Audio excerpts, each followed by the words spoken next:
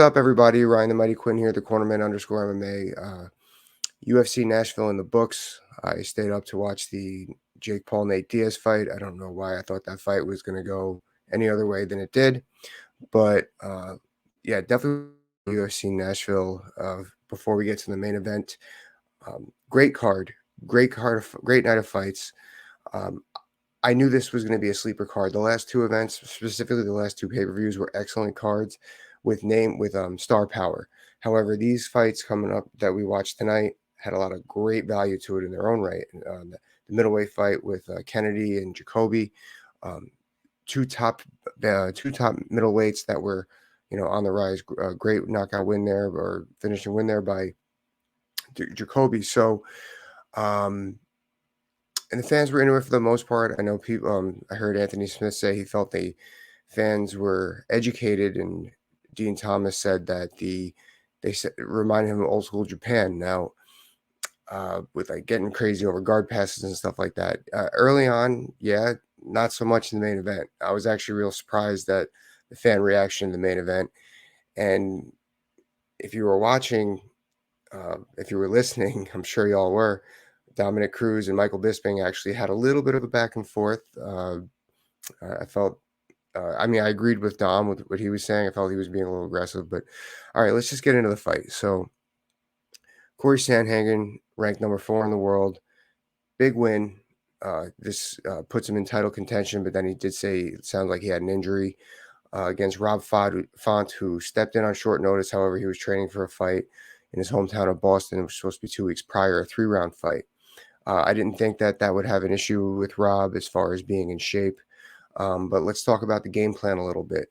Now, fans were booing this fight. I found that interesting. There was a lot of tough stuff going on there, especially with the way that things were playing out. That was the fight that was being brought. As Dominic said, Cory was only doing. Well, before I get into that, I also heard that Dana White walked out. Yeah, that's I'm really surprised at that as well. It's actually disappointing because this was a tough fight. So what Dominic was saying was that Cory was only performing with what was given to him, and he absolutely was. Rob, I felt, had a very reactive fight plan, not proactive. He was reacting off of everything that Cory was doing. And when that happens, you're a step behind, but then also you kind of put a pause to a lot of activity, plain and simple. On those takedown, I didn't see an initial sprawl on any of those takedown attempts. He went front headlock / guillotine first, which he almost hit on the first one. That was actually kind of deep, first or second one. But when that happens, it tends to be a slower fight. And then on the bottom, Rob was getting those butterfly hooks, and he was fighting for the wrist control, Kimuras and stuff.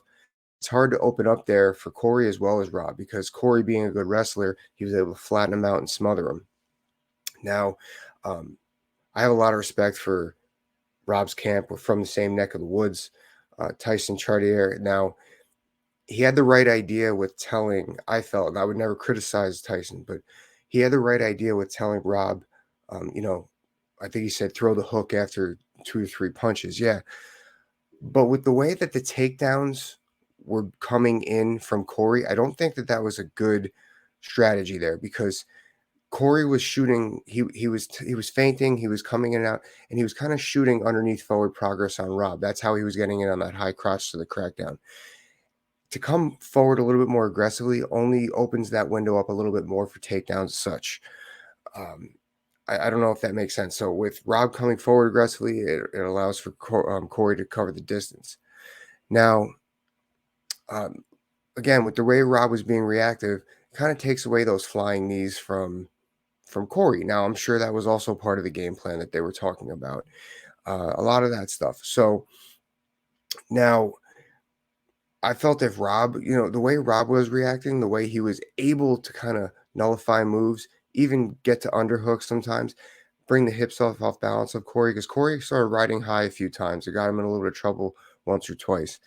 I felt if Rob found a way to be first anywhere, he would have scored big, whether it be on the feet, with the grappling exchanges. I felt if he found a way to be first anywhere, he would have scored big. That is tough to do against Cory. Cory is becoming one of my favorite fighters to watch. on the roster. He really is good everywhere with wrestling and takedowns. Now, as we see tonight, the jiu-jitsu game ain't perfect, but you know what? It doesn't have to be. This is mixed martial arts. His ground game is on point. Position before submission, work that ground and pound. I don't know how much the injury would have affected that, but after watching that fight, I really couldn't tell if he was injured or not. It looked like that was just, he was taking what was given to him. That is a really hard way to fight, folks. Now, I know the fans were booing, but that is a lot of strenuous there. And the referee, Jason Herzog, I think he handled it properly. He didn't have any stand-ups. Those boys were working down there. This is mixed martial arts. If you want to watch straight striking, you should have just waited for the Jake Paul, Nate Diaz fight tonight. Although there was some lack of striking in that one as well. But yeah, Cory. So Cory did a lot of right moves. Rob did a pretty good job of not letting, I wouldn't say getting those underhooks, but not letting Cory sink in underhooks to work passes and stuff like that. Not letting Cory get down so he can get Rob flat. Rob did a pretty good job of not staying flat when he was on his back, which is why he didn't get ground and pound a whole lot, and which is why he was controlled. And this shows the versatility to Cory's game. Now, I know we see a lot of flashy stuff with Cory, a lot of in and out, a lot of volume, and he kind of had a lot of control behind, for lack of a better word. He was able to stay on top. He was able to position. He tried working his ground and pound. Rob did a great job of getting wrist control. On top of that, that showed a lot of wrist strength and conditioning on Rob's point. Able to hold that to stop Cory from posturing. It was, like I said earlier on the Betting Bananas podcast, it's really tough for somebody like Rob, who was going into a more favorable matchup against Song Yadong in a couple weeks, to switch it and start training for a Cory Sandhagen. Cory is tough to train on 6 to 8 weeks, let alone 2 or 1.5, whatever that may be. And I thought Rob did the best that he could. I felt that he could have been a little bit more level change, punches to the body to kind of stop Cory's forward progress.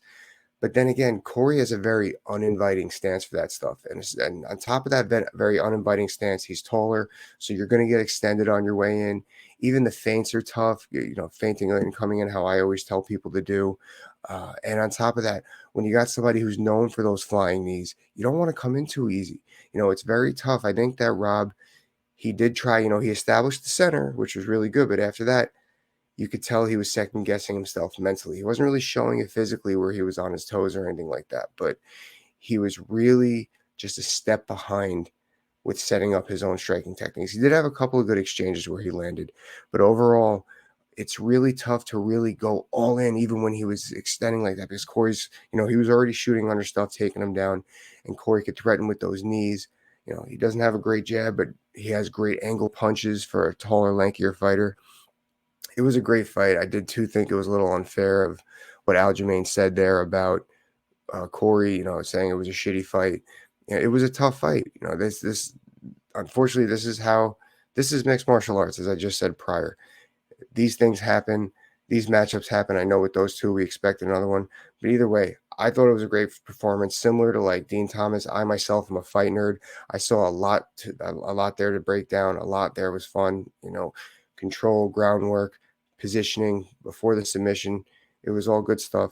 Looking forward to Cory fighting for the title, whoever may be, whether it be O'Malley or Aljo. So that's what I got, guys. Great night of fights. Talk to you later.